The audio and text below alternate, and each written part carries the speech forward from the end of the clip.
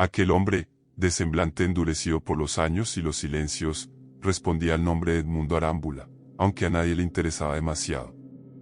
Tenía poco más de 50, el cabello ralo en las sienes y una espalda que ya no se mantenía tan recta como cuando portaba uniforme.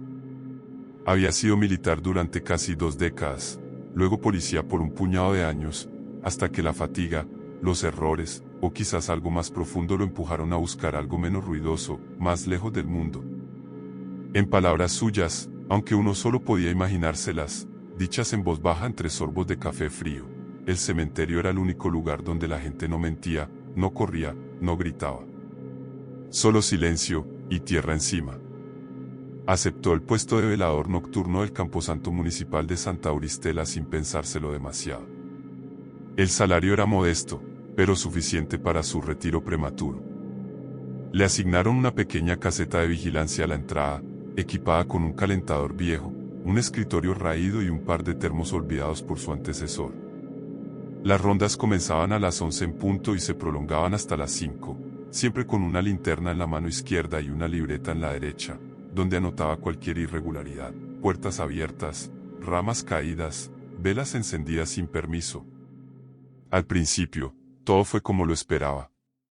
Frío, quietud, cigarrillos que apenas iluminaban su propio humo. El cementerio era antiguo, incluso más viejo que la mayoría de los registros municipales. Dividido en sectores, algunos bien cuidados y otros que parecían haber sido tragados por la maleza y el olvido, ofrecía un espectáculo de muerte que se expresaba en piedra, hierro forjado y mármol resquebrajado. Mausoleos corroídos por la humedad se alzaban como esqueletos de catedrales minúsculas. Ángeles sin rostro vigilaban desde lo alto, y las lápidas más antiguas ya no mostraban nombres, sino costras de moho, grietas y números corroídos por el tiempo.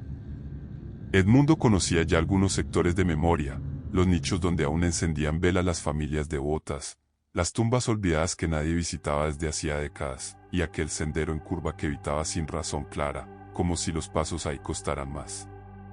Aquella noche, como muchas otras, la neblina comenzó a colarse entre los árboles con la puntualidad de una presencia acostumbrada. El aire olía a tierra húmeda y metal oxidado. Las ramas desnudas de los sauces se mecían sin viento, como si respiraran. Todo parecía en orden, hasta que al pasar por el sector C7, algo le hizo fruncir el ceño.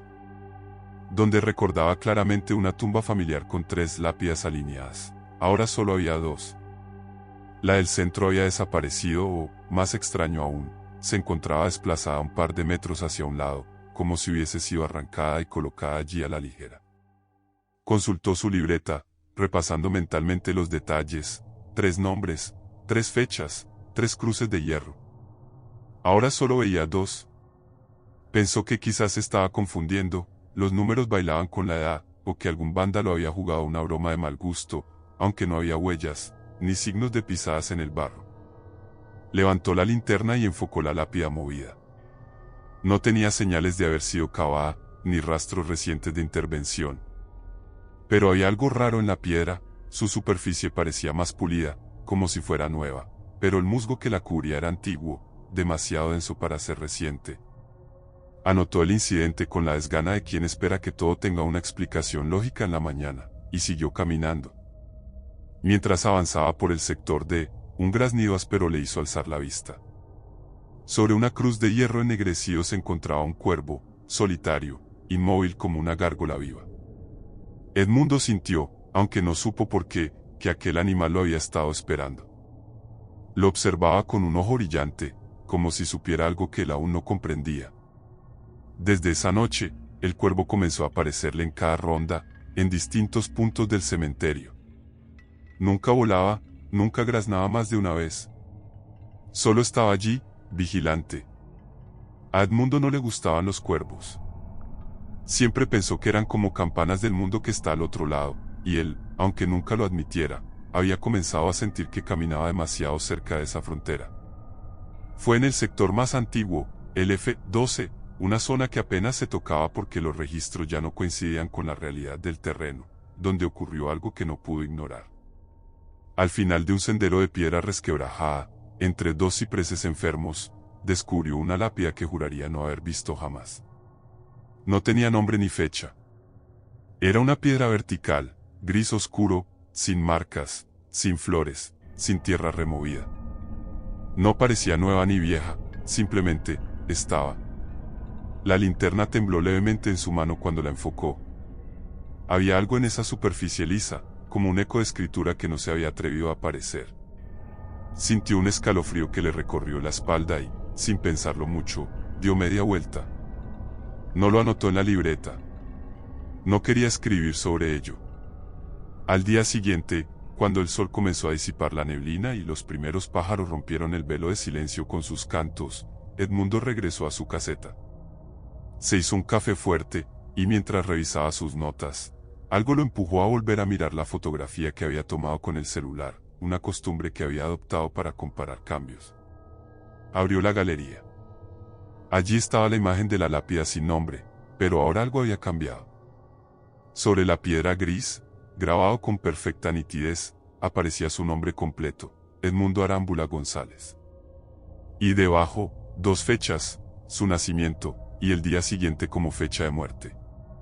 Sintió como la sangre le descendía al estómago, pesada como plomo. Cerró el celular de golpe. No dijo nada. No pensó en llamar a nadie.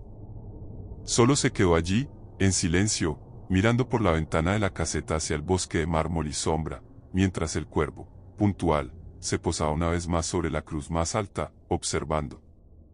Desde aquella madrugada maldita, algo en el interior de Edmundo comenzó a fracturarse. No fue un quiebre abrupto ni sonoro, sino un lento deslizamiento hacia lo inasible, como si la realidad se le escurriera entre los dedos cada vez que intentaba aferrarse a ella.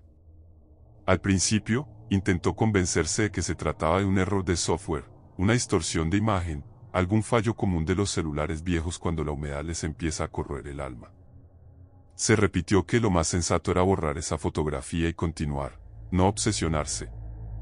Y, sin embargo, no lo hizo. Por el contrario, duplicó sus rondas, revisó cada rincón del cementerio con una precisión casi militar, como si el cumplimiento riguroso del deber pudiera contener aquello que le comenzaba a hervir en los huesos. Decidió entonces utilizar su celular como testigo, como aliado en la lucha contra esa extrañeza que lo envolvía como niebla. Comenzó a fotografiar cada tumba que le resultara sospechosa, cada lápida ligeramente desplazada, cada rincón que le parecía diferente aunque no pudiera precisar cómo. Noche tras noche, regresaba a los mismos puntos, comparando las imágenes del día anterior con lo que ahora tenía ante los ojos. No tardó en descubrir el patrón, o al menos, lo que parecía uno. Las tumbas cambiaban. No todas, pero sí algunas. Una cruz de hierro oxidado que antes marcaba la tumba de una tal, Florinda Segovia, fallecida en 1963, al día siguiente portaba otro nombre, Cela M. Arguello, 1947. Incluso la forma de la cruz había variado ligeramente, como si un herrero invisible la hubiera trabajado mientras él dormía. O peor aún, mientras él caminaba a escasos metros, ignorante de que el mundo se reescribía a sus espaldas. Las fechas no eran menos inquietantes. Algunos nombres parecían retroceder en el tiempo, como si los muertos hubieran sido exhumados y vueltos a enterrar décadas antes. Otros, en cambio, mostraban fechas de defunción que aún no habían ocurrido. Era como si el cementerio no obedeciera las leyes del tiempo lineal, como si funcionara bajo una lógica propia, enferma, impía. En su desesperación, Edmundo decidió reportar lo que estaba sucediendo. Llamó al número del administrador del cementerio, ese hombre al que apenas había visto un par de veces y que siempre parecía estar en otro mundo, uno lejano y desinteresado. Le explicó con voz temblorosa pero contenida que las tumbas estaban cambiando, que los nombres no eran los mismos, que había algo profundamente equivocado con aquel lugar. El administrador le respondió con la calma de quien escucha la queja de un loco. Le dijo que las tumbas que mencionaba no existían, que no figuraban en ningún registro, y que quizás estaba confundiendo los sectores. Cuando Edmundo insistió, cuando mencionó la fotografía con su propio nombre grabado en piedra, el hombre simplemente rió con desgano, y le sugirió que se tomara unos días. Pero Edmundo no quería días libres. Quería pruebas. Quería saber qué demonios estaba ocurriendo. Al colgar, revisó nuevamente su galería. Las imágenes que antes mostraban los cambios con nitidez ahora eran borrosas, casi abstractas, como si se hubieran empapado de niebla digital. En algunas no había tumbas, solo tierra suelta. En otras, la imagen parecía distorsionada, como si hubiera sido tomada durante un terremoto invisible. Y la fotografía de su lápida, aquella que mostraba su nombre con claridad, ahora estaba completamente vacía, una piedra sin inscripciones, igual a como la vio la primera vez. Sintió que el corazón le golpeaba las costillas como un puño desesperado. No entendía cómo, pero estaba seguro de que algo, o alguien, no quería que tuviera evidencia. Estaba solo. Entonces comenzaron los sueños. No eran pesadillas convencionales. No contenían monstruos ni persecuciones. En ellos, Edmundo estaba acostado dentro de un ataúd, consciente de su encierro, de la presión de la madera sobre su pecho, del peso de la tierra encima. No podía moverse ni gritar. Solo escuchaba. Escuchaba el rasguido de las lombrices contra la madera, el lento goteo de agua filtrándose por las grietas, y, sobre todo, escuchaba su propio nombre susurrado una y otra vez, con una voz grave y cansada, como la de un anciano que llama a su nieto desde la oscuridad del desván.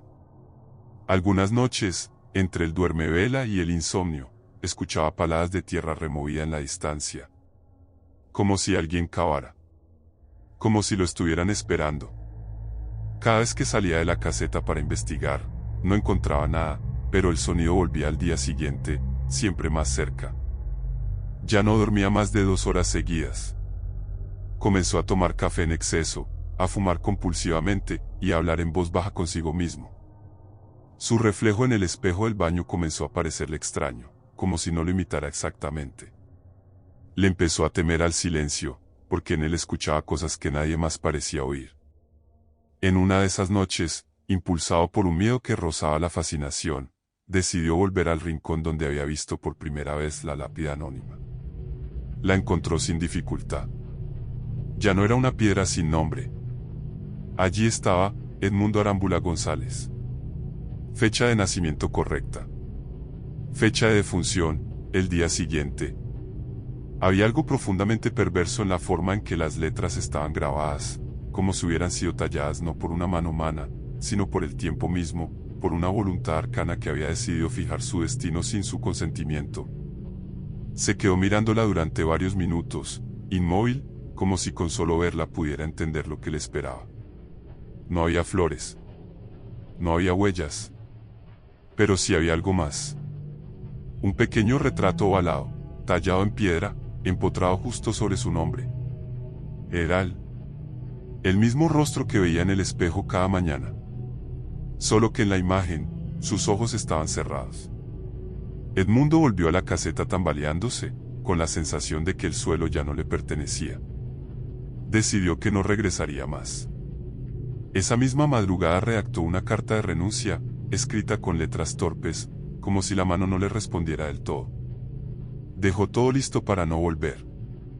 Y sin embargo, cuando el sol volvió a caer y la oscuridad regresó con su cortejo de neblina, su cuerpo lo llevó de nuevo al cementerio. No sabía cómo ni por qué, pero allí estaba. Con la linterna en la mano izquierda, la libreta en la derecha, y los ojos clavados en el camino que llevaba a su propia tumba. Como si la tierra lo reclamara. Aunque nadie le exigía presentarse, aunque no existía contrato alguno que lo atara a ese lugar, Edmundo regresó al cementerio la noche siguiente. Como lo haría un animal amaestrado, una sombra sometida, un condenado. Ni siquiera recordaba con claridad cómo había llegado, solo sabía que al abrir los ojos, el aire olía a tierra mojada y óxido, y que el peso de la linterna volvía a presionar su mano derecha, mientras la libreta colgaba de su otra muñeca como un amuleto inútil. El silencio era absoluto, y sin embargo, estaba cargado. Como si algo, o alguien, lo estuviera guardando con ansias inconfesables. La noche no era como las anteriores. Esta vez, las estrellas parecían estar apagadas, y la luna, si seguía allí, se mantenía escondida tras un velo de nubes sin forma. El viento no soplaba, pero las hojas secas se deslizaban por los pasillos de grava con insistencia, como si una presencia invisible las arrastrara, susurrando nombres que solo los muertos podían reconocer. Edmundo avanzó por entre las tumbas, sintiendo que cada paso era más pesado que el anterior. No por el cansancio físico, sino porque el suelo parecía succionar la energía con cada pisada, como si ya empezara a reclamar. A medida que avanzaba, algo comenzó a retornar en su mente. No era una memoria completa, sino una especie de murmullo interior, una sensación áspera que se abría paso desde el fondo de su conciencia como una raíz podrida que finalmente encuentra la grieta por donde colarse. Y entonces lo recordó. No todo, pero lo suficiente. Recordó que muchos años atrás, cuando aún era joven, cuando vestía el uniforme azul con orgullo y patrullaba las calles creyéndose el centinela de la justicia, cometió un error. Uno de esos errores que no se borran, que se clavan como estacas invisibles en el alma. Había respondido a un llamado en una zona industrial abandonada. Un robo en curso, decían. Los pasillos estaban oscuros, llenos de sombras, y su corazón latía con fuerza en el pecho. Vio una figura moverse entre los andamios, pequeña pero ágil. Gritó que se detuviera. La figura corrió. Él disparó. Solo una vez. Cuando se acercó, con las manos aún temblorosas y el sudor frío en la frente, descubrió que no era un ladrón, ni un hombre, ni siquiera un adolescente. Era un niño. No mayor de 12 años. Había ido allí por un balón de fútbol que se le había colado bajo la verja oxidada del complejo. Nadie lo acusó formalmente. El informe fue modificado. Se dijo que había actuado en defensa propia. Que había sido una tragedia inevitable. Pero él sabía la verdad.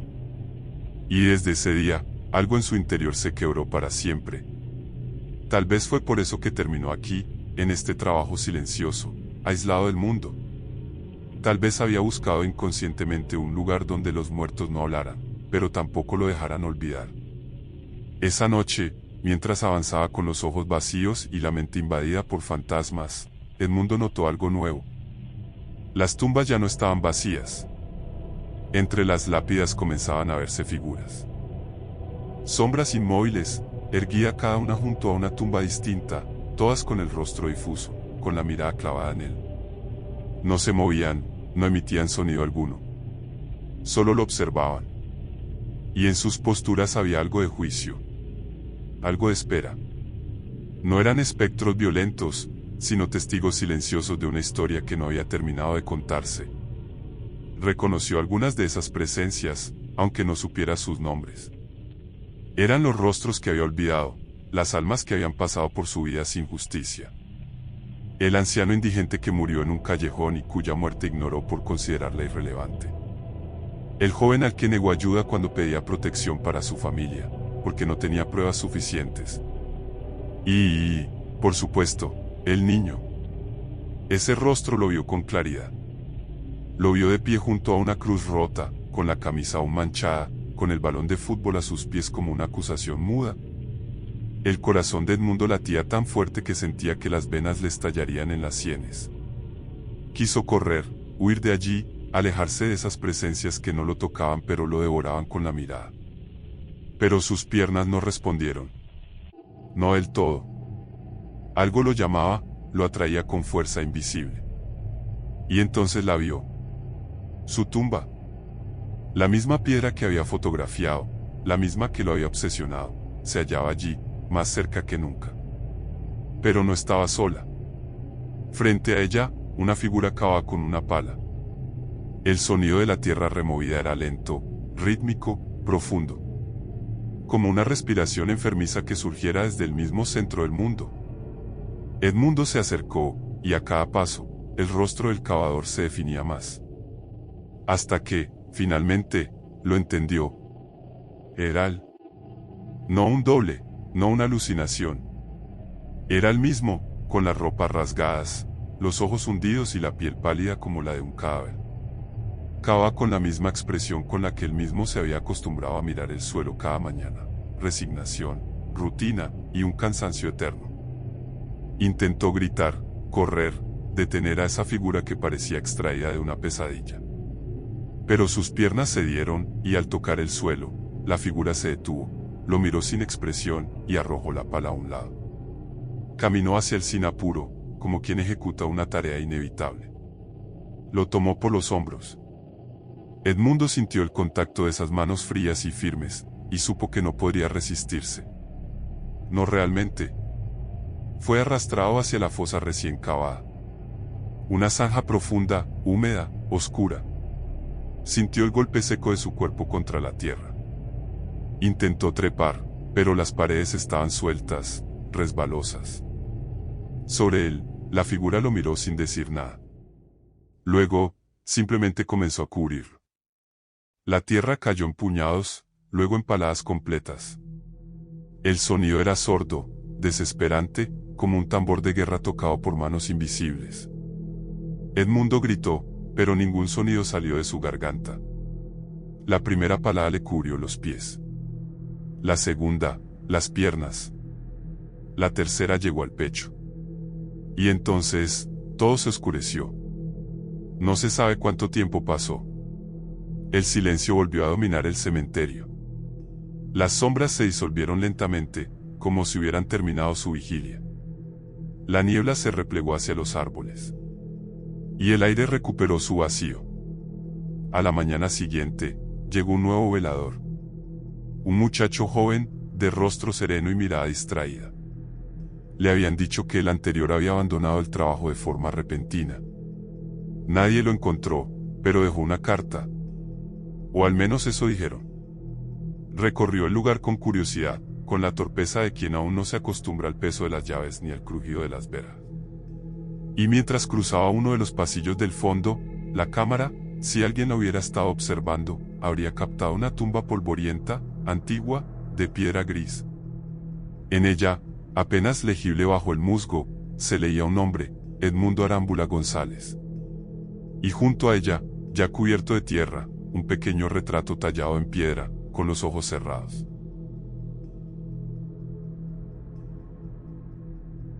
Gracias por escuchar hasta el final. Si te gustó la historia, te invito a suscribirte y dejar tu like. Nos vemos en el próximo relato de los juegos siniestros de Charlie.